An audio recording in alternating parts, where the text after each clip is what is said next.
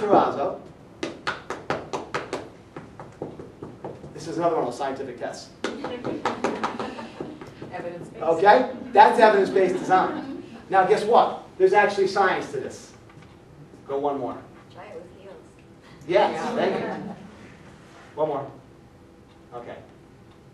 NRC value. Familiar with it? Okay. Does your ceiling tile spec have an NRC value in it? Minimum requirement for healthcare? It better. Does it? When you spec ceiling tiles, who specs ceiling tiles in the room? Anybody? Okay. Do you ask for the NRC value? Is a higher NRC value better? Do you pay more for a higher NRC? Thank you. Okay. There's a value to it. You're willing to pay more because you are reducing the reverberation, which is a fancy word for echo. Okay? Now, same question for you. Do you specify floor covering? Do you ask for an NRC value? I'm not picking on you. You and the other million people I've asked that question to have the same answer. My question would be, why would you not address the noise at the point of origin? Why would you not reduce impact noise? You don't need reverberation control if there's no noise. Hello? Okay? You don't need highly acoustic, I'm saying you do though. You have to have acoustical ceilings, don't get me wrong. But the value of the acoustical ceiling goes way down if there's no noise.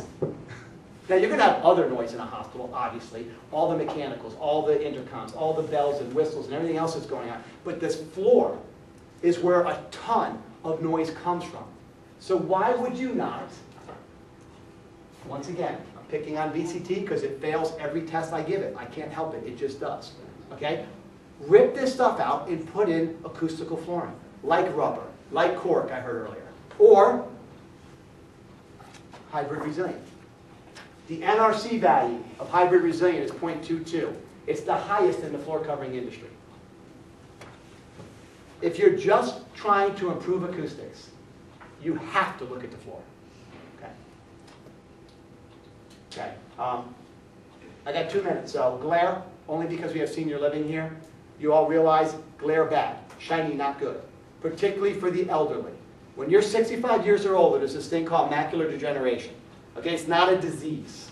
People think it's a disease, like dementia. Dementia is not a disease. Alzheimer's is a disease. We all will have some form of dementia as we get older. It's just the natural aging of the body. Your eyes will all change as you get older. There's nothing you can do about it. These old people, elderly people, that drive around in their cars in the summer with the wraparound, Jeff Gordon sunglasses, they're not doing that because they look cool. Okay? They're doing that because they can't handle the light coming in. And what does everybody tell you, all you evidence-based designers? Okay? What should you bring more into indoor environments for healthcare? What's one of the best healing things you could bring into the indoor environment?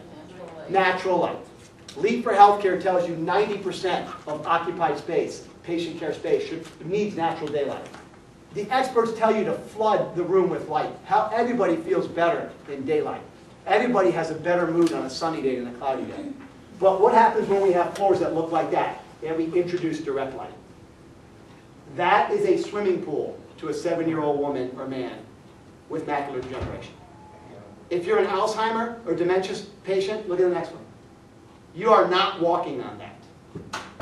You are stopping because you see a swimming pool, you see a hole, you see danger. That is a clinical space. Probably is extremely clean. Don't know what it is, but I'm guessing, except for the business card that's stuck under the 7th layer of wax. Other than that, but that goes against every principle of evidence-based design. There's no color contrast between the wall and the floor. What happens to an elderly person when the wall and the floor are the same color? That is one of the world's finest healthcare facilities. But they're not following the laws or the rules. Okay? Change the floor, drastically change. It's called the LRV value, light reflection value. It's on your checklist. Why would you not look at a floor, especially in senior living, and say, what is your LRV value? And if you ask a flooring manufacturer and they don't know what you're talking about, you're probably talking to the wrong flooring manufacturer. If they don't understand NRC values, LRV values, R values for controlling temperature and keeping things warm, if they don't understand those things, they are not healthcare flooring experts. They're just a carpet rep trying to sell you a product. They do not know what's important to you and your clients. Those three things should be in your specification, ideally. You should ask for a minimum R value, a minimum LRV, maximum LRV I should say, and a minimum NRC. This should be in your flooring spec. We're going to skip that. Any questions? So, let's just sum at the end. I'm all done. 2 minutes, ready? We started earlier, and I gave you guys a hard surface test, which you excelled on. And I asked you, why would you use terrazzo? Did you guys nail it? You never ask a question you don't know the answer to. That's the first thing I teach in sales. All right? But I've been doing this long enough to know I already knew. This is not my opinion. This is a group of people like you that we've done survey after survey after survey. I get the same 4 answers in every presentation. Because that's it. We're done. We're all done with the strengths of this, except for aesthetics. But this is left brain stuff. Okay? Now, is there anything on the right side that you disagree with? I do not make terrazzo. I don't think Tarkett even makes terrazzo. So nobody in our family makes terrazzo. So I'm a fan of terrazzo. I think it's beautiful. I think it's long-lasting, very durable, all the things we talked about. But is it conducive to healing?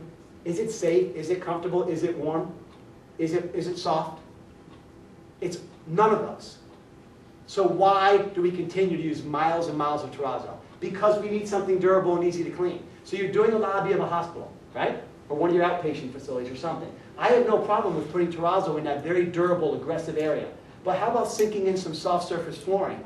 Setting it in, not on top. Don't put an area rug on top. And by the way, how many people have ever seen terrazzo flooring anywhere in the world that's not covered with black mats? Now, for all of you specifiers out there, I guarantee you when you did your design board, you didn't roll out a little black mat. But go to your project now and tell me what your terrazzo looks like. It's covered in black mats. I've seen them duct taped to the floor. If you'd like to see the pictures, they're on my phone. Duct taped to the floor. That was not in your design presentation, I promise you. So think about a walk-off system. Think about inserting soft surface flooring in areas where people can sit down and be comfortable and be quiet and read and relax. The terrazzo is fine. I understand why you're using it.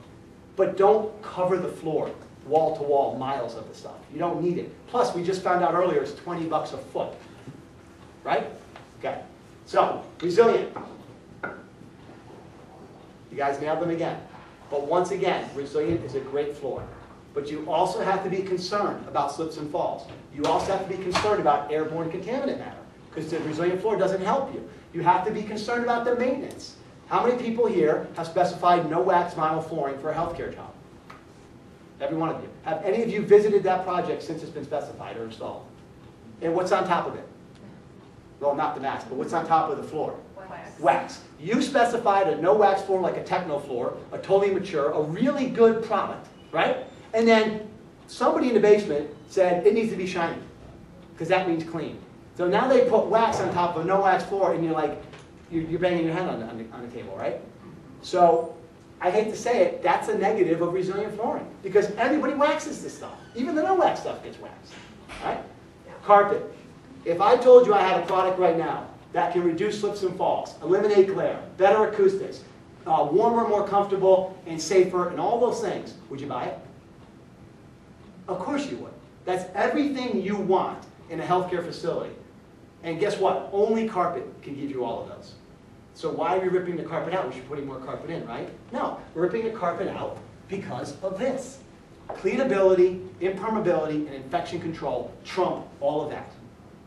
Even though this is what we want a home-like, comfortable, healing environment, we cannot put in floors that are unsafe.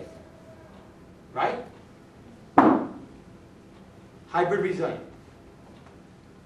Floors that are slip resistant, no glare, improved acoustics, and maximum thermal benefit. Warm, comfortable, safe.